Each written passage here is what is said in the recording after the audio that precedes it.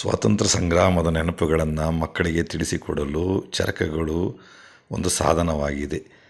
ವಿದೇಶಿ ಬಟ್ಟೆಗಳನ್ನು ಬಹಿಷ್ಕರಿಸಿ ಸ್ವದೇಶಿ ಬಟ್ಟೆಗಳನ್ನು ಖಾದಿಯನ್ನು ಬಳಕೆ ಮಾಡಬೇಕು ಎಂಬ ಸಂದೇಶವನ್ನು ಗಾಂಧೀಜಿಯವರು ಈ ಚರಕಗಳ ಮುಖಾಂತರ ಮಾಡಿಕೊಟ್ಟಿದ್ದರು.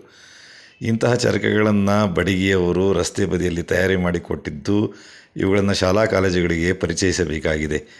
35ಕ್ಕಿಂತ ಹೆಚ್ಚು ಚರಕಗಳನ್ನು ಮಾಡಿ ಚಿತ್ರದುರ್ಗದಲ್ಲಿ ರಸ್ತೆ ಬದಿಯಲ್ಲಿ ಮಾರಾಟ ಮಾಡಲಿಟ್ಟರೂ ಸಹ ಒಂದು ಚರಕಗಳು ಸಹ ಮಾರಾಟವಾಗಿಲ್ಲ.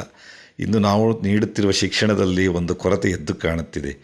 ಹಳೆಯ ಇತಿಹಾಸವನ್ನು, ಸ್ವತಂತ್ರ ಸಂಗ್ರಾಮವನ್ನು ಮಕ್ಕಳಿಗೆ ಪರಿಚಯಿಸಲು ಶಾಲಾ ಕಾಲೇಜುಗಳು ಮುಂದಾಳತ್ವ ವಹಿಸಿ ಪ್ರತಿ ಶಾಲಾ ಕಾಲೇಜು ಒಂದೊಂದು ಚರಕವನ್ನು ಪಡೆದುಕೊಂಡು ಮಕ್ಕಳಿಗೆ ತೋರಿಸಿ, ದಾರ ಮಾಡುವ ದೃಶ್ಯವನ್ನು ತೋರಿಸಿ, ಅವರಿಗೆ ಖಾದಿಯ ಬಗ್ಗೆ ಅಭಿಮಾನ ಮೂಡಿಸಿ, ನಮ್ಮ ಬಡ ದೇಶದ ಬಡ ಜನರು ತಯಾರಿಸುವಂತಹ ಖಾದಿ ಬಟ್ಟೆಯನ್ನು ಧರಿಸುವಂತಹ ಮನೋಭಾವನೆಯನ್ನು ಹುಟ್ಟು ಹಾಕಿದರೆ ಮಾತ್ರ ನಾವು ಮತ್ತೆ ಈ ದೇಶದ ಸ್ವತಂತ್ರವನ್ನು ಉಳಿಸಿಕೊಳ್ಳಬಹುದು. ಹೊಸದಾಗಿ ಮನೆ ಕಟ್ಟಿದವರು 5 ವರ್ಷಕ್ಕೊಮ್ಮೆ ಪೇಂಟ್ ಹೊಡೆಸುವುದನ್ನು ನೋಡಬಹುದು. ಅದೇ ರೀತಿ ಸ್ವತಂತ್ರ ಗಳಿಸಿದ ದೇಶ ಹಳೆಯ ವಸ್ತುಗಳನ್ನು, ಹಳೆಯ ಗ್ರಾಮೀಣ ಉದ್ಯೋಗಗಳನ್ನು ಕಳೆದುಕೊಂಡರೆ ಮತ್ತೆ ನಾವು ಸ್ವತಂತ್ರ ಕಳೆದುಕೊಳ್ಳುವ ಸಂಭವವಿದೆ.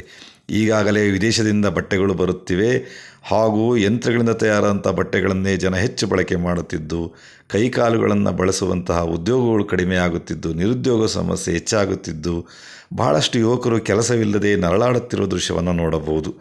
ಹಾಗಾಗಿ ಈಗಿನ ಜನ ಇದು ಚರಕವನ್ನು ಹೆಚ್ಚಿನ ಪ್ರೋತ್ಸಾಹಿಸಬೇಕೆಂದು ವಿನಂತಿಸಿಕೊಳ್ಳುತ್ತೇನೆ.